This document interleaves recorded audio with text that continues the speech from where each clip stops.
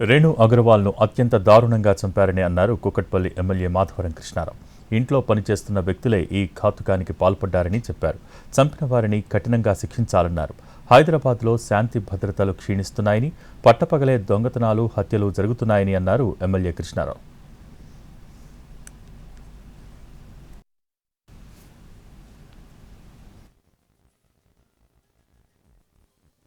పెంచాం మేము 10 ఏళ్లలో. తెలంగాణ రాష్ట్రం వచ్చిన తర్వాత, మీరు వచ్చిన తర్వాత హైదరాబాద్ రకం ఏ రకంగా జరుగుతుందో ఒకసారి ఆలోచన చేసుకోండి.